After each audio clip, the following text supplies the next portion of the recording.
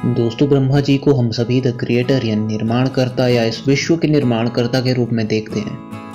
उन्हीं के निर्माण कार्य के फलस्वरूप हमें यह सृष्टि देखने को मिलती है और कहा जाता है कि प्रत्येक सेकंड में ब्रह्मा जी के द्वारा कई सृष्टियों का निर्माण किया जाता है और अनेक सृष्टियों का विनाश भी किया जाता है। तो आज हम जानेंगे उन्हीं ब्रह्मा जी की आयु के बारे में कि आखिर उनकी आयु है कितनी। आपको इस टॉपिक पे बहुत सारी शॉर्ट वीडियोस भी देखने को मिल जाएंगे, लेकिन हम आपको इस वीडियो में डिटेल टू डिटेल बताएंगे कि आखिर उनकी आयु कितनी है और कितनी बनती है। तो अगर आपको वीडियो ज़रा भी पसंद आए तो इसे अंत में लाइक ज़रूर करिएगा। दोस्तों, शिव पुराण में कहा गया है कि ब्रह्मा जी एक अवनकारी परमेश्वर है। जब ब्रह्मांड में अंधकार के अलावा कुछ भी नहीं था, यहाँ तक कि सूर्य, अग्नि, वायु की उत्पत्ति भी नहीं हुई थी, तो वहीं तत्शब्द ब्रह्म थे। ब्रह्मा जी की श्रुति में सत कहा गया है। सत अर्थात अविनाशी परमात्मा। पुराणों की भाषा और अनुवाद को समझने का प्रयास करें तो शायद समझना मुश्किल हो सकता है कि ब्रह्मा जी की आयु कितनी है, परंतु साइंस की तार्किक दृष्टि को देखते हुए एक बात समझ आती है कि ब्रह्मा जी की आयु और ब्रह्मांड की आयु एक समान है।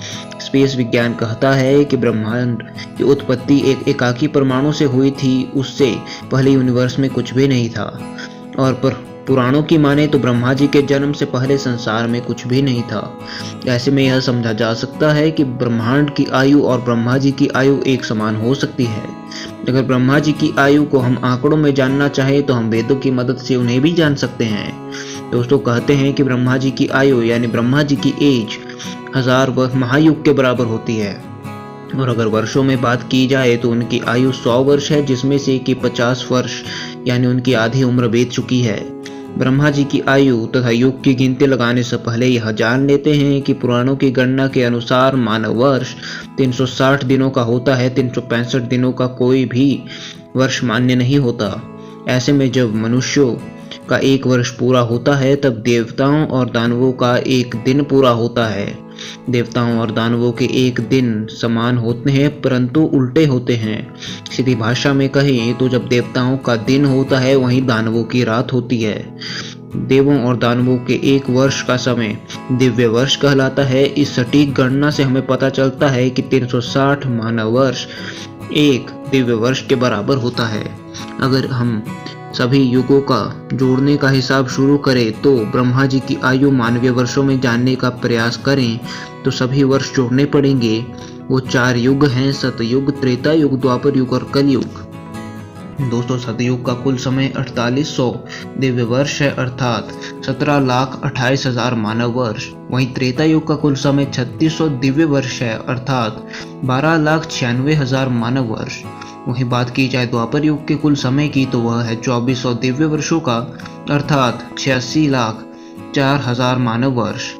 बात करें कलयुग के कुल समय की तो वह 1200 दिव्य वर्षों का होता है, अर्थात 43,02,000 मानव वर्षों का। अब इन 4 युगों के समय को मिलाने पर चतुर्युग का निर्माण होता है, जिसे महायुग भी कहते हैं। यह महायुग कुल 12,000 दिव्य वर्षों का होता है, अर्थात कि इतने आंकड़ों का। सीधी भाषा में बात की जाए तो आपको समझाएं तो ब्रह्मा जी का एक दिन 1000 चतुर्युग का होता है।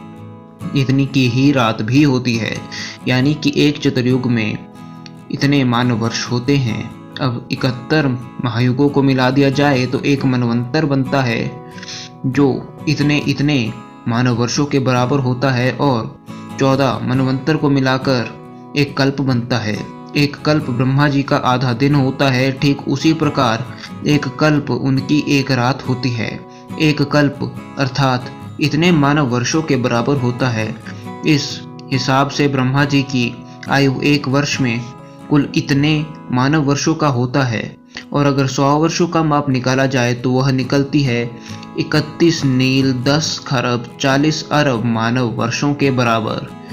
कहा जाता है कि यदि ब्रह्मा जी ने अपनी आयु के 50 वर्ष काट लिए हैं तो मानव वर्ष में वो इतने के बराबर होती है। क्योंकि दोस्तों आंकड़ा बहुत बड़ा है, इसलिए पढ़ना थोड़ा मुश्किल है।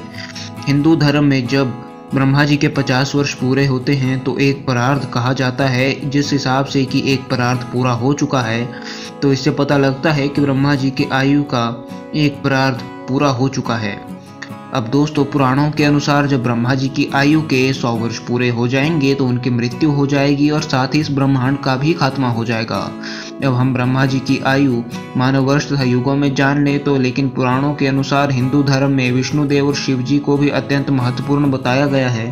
तो अगली वीडियो में हम बताएंगे आपको कि आखिर विष्णु जी और शिव जी की आयु कितनी होती है। तो यदि वीडियो पसंद आई हो तो कृपया इसे लाइक, शेयर एंड सब्सक्राइब